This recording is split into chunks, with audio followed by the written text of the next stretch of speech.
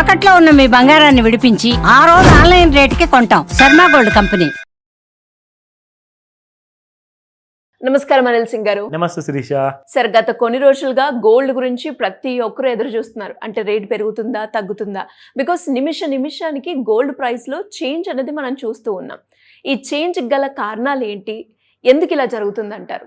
Well, first and foremost ఈ సంక్రాంతి మన 2026 జనవరి నెలలో సంక్రాంతికి వచ్చిన లాస్ట్ సినిమానే జనాలు అందరం చూడడం జరిగింది.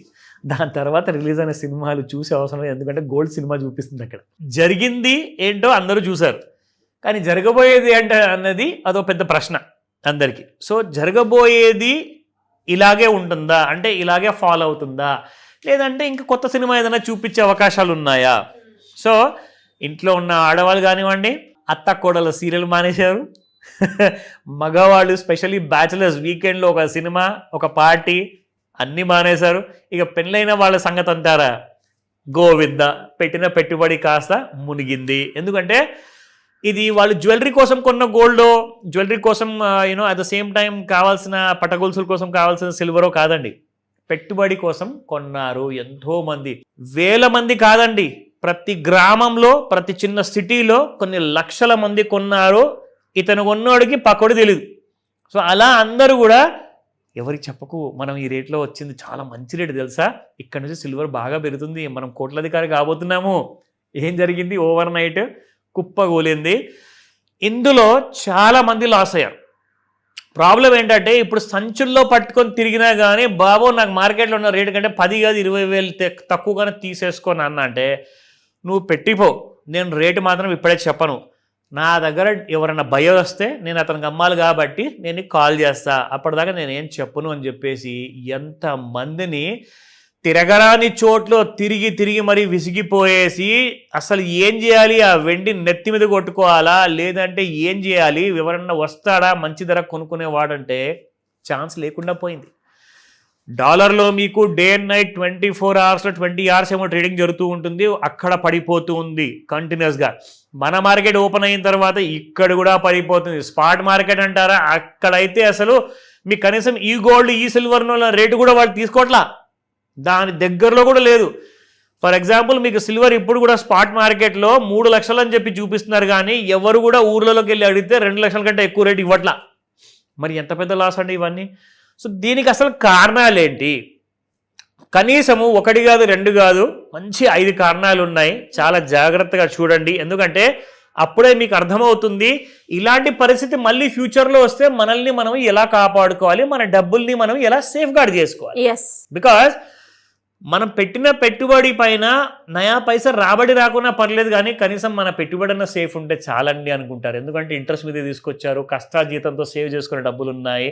అండ్ ఇంకో మంచి వీడియో చేయబోతున్నాను, స్పెషల్లీ ఆడవాళ్ళు ఇంట్లో ప్రతి రూపాయి దాచుకొని 2 లక్షల దాకా తీసుకొచ్చారు బంగారాన్ని. అది ఎలా పాసిబుల్ అయింది? అసలు అంత పెరగడానికి కారణం ఆడవాళ్ళేనా?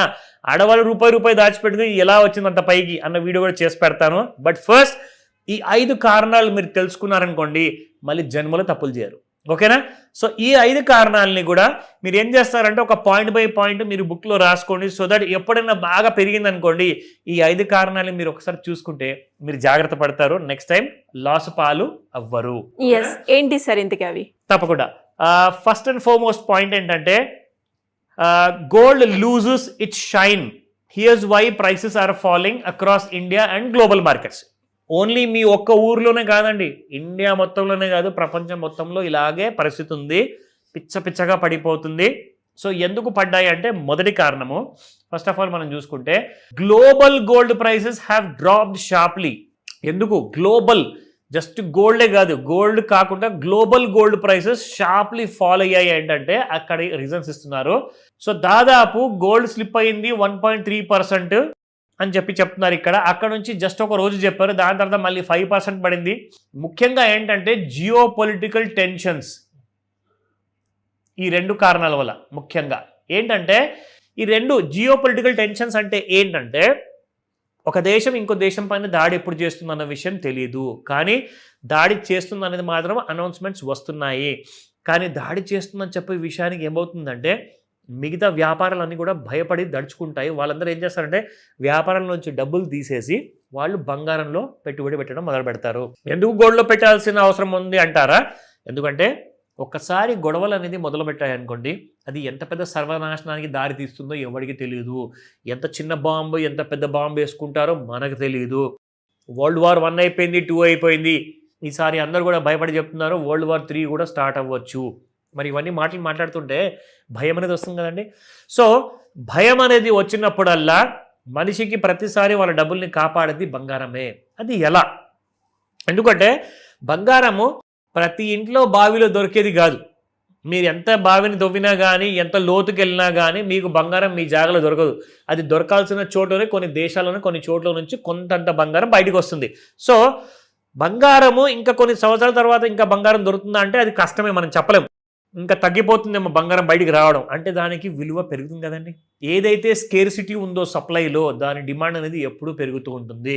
ఇప్పుడు డాలర్ నోట్లు అంటారా, అమెరికన్ ప్రభుత్వము ఇంకా ప్రింట్ చేస్తూనే ఉంది, డైలీ ప్రింట్ చేస్తున్నారు. సో నోట్లు మీరు ఎన్నైనా ప్రింట్ చేసుకోవచ్చు, అది భారత ప్రభుత్వమా ఇంకో దేశమా ప్రింట్ చేయొచ్చు. కానీ బంగారాన్ని మీరు అనుకున్నట్టుగా ఒక ఫ్యాక్టరీ బట్టి బంగారాన్ని తయారు చేయడానికి ఛాన్స్ లేదు. సో కాబట్టి బంగారం ఏంటంటే బాగా వార్ ఉన్న సిచ్యువేషన్లో పెరుగుతుంది. కానీ ఇక్కడ ఏం చెప్తున్నారు, geo political tensions and expectations of US interest rate cut. అనుకున్నట్టుగా అందరూ వెనెజువెలాతో అమెరికా వార్ చేస్తుంది అనుకున్నారు, జరగలా. గ్రీన్లాండ్తో గొడవబడి వార్ చేస్తుంది అనుకున్నారు, జరగలా. ఇక్కడ రష్యా ఇంకా పెద్ద వార్ చేస్తుంది యూక్రెయిన్ అనుకుంటే అది కూడా పెద్దగా జరగలేదు. వాళ్ళు ఏదో టైంపాస్ చేసుకుంటున్నారు, చిన్న చిన్న బాంబులు వేసుకుంటున్నారు, రోజు రాత్రి నిద్రపోతున్నారు. కానీ మనకు నిద్ర లేకుండా చేస్తున్నారు ఇక్కడ. సో విషయం ఏంటంటే అలాంటి పరిస్థితుల్లో మరి బంగారం ఎందుకు పెరగాలి? భయం ఉంటేనే బంగారం పెరుగుతుందండి. భయం లేకపోతే బంగారం పెరగదు, వెండి కూడా పెరగదు. వెండి ఏంటంటే ఇండస్ట్రియలైజేషన్ వల్ల పెరుగుతుంది. ఇంకో కారణం ఏంటంటే బంగారం వల్ల వెండి కూడా పెరుగుతుంది. ఎందుకంటే ఇద్దరు అక్క చెల్లెలు లాంటి వాళ్ళు అనమాట. సో ప్రెషస్ మెటల్స్ కాబట్టి ఈ రెండు కూడా పెరుగుతాయి. సో నా ఇప్పుడు ఇంత పడిపోవడానికి కారణాలు ఏంటంటే జియో పొలిటికల్ టెన్షన్స్ పోతున్నాయి, ఆవిరైపోయింది. ఇరాన్లో కూడా గొడవలు స్టార్ట్ చేశారు, ఇరాన్ పైన నేను దాడి చేస్తానని చెప్పి ట్రంప్ గారు చేశారు, కానీ అది కూడా జరగలేదు. సో జియో పొలిటికల్ టెన్షన్స్ ఎప్పుడైతే తగ్గిపోతూ ఉంటాయో బంగారం అనేది కిందికి వచ్చేస్తుంది. ఇప్పుడు కొత్త గవర్నర్ గారు రాబోతున్నారు, ఆయన ఇంట్రెస్ట్ రేట్ తగ్గిస్తారు. ఇంట్రెస్ట్ రేట్ తగ్గిస్తే ఏమవుతుంది, వ్యాపారాలు అన్నీ కూడా పెరుగుతాయి. అప్పుడు గోల్డ్లో ఎవరు కూడా పెట్టుబడి పెట్టరు. డబ్బులు గోల్డ్లో నుంచి తీసేసి బాబు నా కొడుకు వ్యాపారం చేస్తానంటున్నాడు, అతనికి ఇవ్వు డబ్బులు, అతను వెళ్ళి ఒక బిజినెస్ పెట్టుకుంటాడు. సో కాబట్టి ఇంట్రెస్ట్ రేట్స్ తగ్గితే అందరికీ డబ్బు అనేది ఈజీగా అవైలబుల్ ఉంటుంది. కారణం number 1. Number 2, US China trade రిలేషన్స్లో ఇంప్రూవ్మెంట్ వచ్చిందంట. మొన్నటిదాకేమో ఇద్దరు కొట్టుకొని తెచ్చారు, గొడవలు అయ్యాయి, నేను పెనాల్టీ పెడతానని చెప్పారు అమెరికన్ ప్రెసిడెంట్. ఇప్పుడేమో బాబు ఒక పని చేయనా, దొడ్డిదారుని వచ్చేసాయి, మన ఇద్దరం ఫ్రెండ్స్ అయిపోదామని చెప్పేసి ఇద్దరు కలిసిపోయినారని చెప్పేసి అదొక సిచ్యువేషన్. అంటే టెన్షన్స్ లేవు. సో గోల్డ్ ఎందుకు పెరగాలి? పడిపోయింది. రెండో కారణం. ఇది మూడోది. సో మూడో కారణం ఏంటంటే weak safe haven demand and a strong dollar. అంటే ఏంటి దాని అర్థం ఏంటి? Weak safe haven demand. Weak safe అంటే స్ట్రాంగ్ సేఫ్ హేవన్ డిమాండ్ ఉంటేనే గోల్డ్ పెరుగుతుంది. వీక్ సేఫ్ హేవన్ డిమాండ్ ఉంటే గోల్డ్ పడుతుంది. ఏంటంటే బంగారము ఒక బాహుబలి లాంటిది అనమాట. ఎప్పుడైనా కానివ్వండి మీ బంగారాన్ని మీరు ఎక్కడైనా అయితే ఇప్పుడు ప్రపంచంలో వార్ నడుస్తున్నాయి అనుకోండి, అప్పుడు మీ డబ్బులు తీసుకెళ్ళి బంగారంలో పెట్టండి, ఇన్ఫ్లేషన్ కంటే ఎక్కువగా రిటర్న్స్ మీకు బంగారం ఇస్తుంది. కానీ ఆ డిమాండ్ అనేది వీక్ అయిపోయింది. అంటే మీరు బంగారాన్ని వెండిని సేఫ్ హేవన్గా కన్సిడర్ చేస్తున్నారు. అంటే నా డబ్బు నేను బంగారం లేదా వెండిలో పెట్టేస్తే ఇక్కడ వారు జరుగుతూ ఉంటాయి, ఎప్పుడు కూడా అది పెరుగుతూనే ఉంటాయి, నా డబ్బు మాత్రం పెరుగుతూనే ఉంటుంది. సో నేను సేఫ్. సో సేఫ్ హేవన్ అన్న పదం ఏదైతే వాడతారు కదా, అది ఇప్పుడు ఎందుకు వాడట్లేదంటే అందరూ కూడా ఇప్పుడు వ్యాపారం వెంట పెరుగుతున్నారు. ఎందుకు అంటే because of a strong dollar. మరి ఇదేంట్రా బాబు అని చెప్పేసి అనుకుంటారు. డాలరు ఎంత క్షీణిస్తే, ఎంత వీక్ అయితే అంత బంగారము వెండి పెరుగుతుంది. కానీ డాలర్ స్ట్రాంగ్ అయితే వ్యాపారాలు పెరుగుతాయి కానీ బంగారం పెరగదు. సో అది మూడో కారణం. నా నాలుగో కారణం వచ్చేసి focus on federal reserve next move. ఎందుకంటే మొన్నటిదాకైతే జెరోమ్ పవెల్ గారు ఇంట్రెస్ట్ రేట్ తగ్గించలేదు, కానీ ఇప్పుడు కొత్త గవర్నర్ గారు, కొత్త ఫెడ్ చైర్మన్ గారు వచ్చారు కదా, ఆయన గారు ఇప్పుడు కొత్తగా పవర్ అజ్యూమ్ చేసుకోగానే సీట్లో కూర్చున్నాడంటే ఇమ్మీడియట్గా ఇంట్రెస్ట్ రేట్స్ తగ్గించేస్తాడని చెప్పేసి అదొక టాక్ ఉంది మార్కెట్లో. దానివల్ల బంగారం పడిపోయింది. ఓకేనా? దాంతోపాటు వెండి. నా last but not the least reason, what లైజ్ ahead for gold investors. అసలు సరే ఇవన్నీ మీరు చెప్పారు, కారణాలు బాగానే ఉంది. ఇన్వెస్టర్ల పరిస్థితి ఏంటి? సో భవిష్యత్తు ఏంటి, మేము ఏం చెయ్యాలి?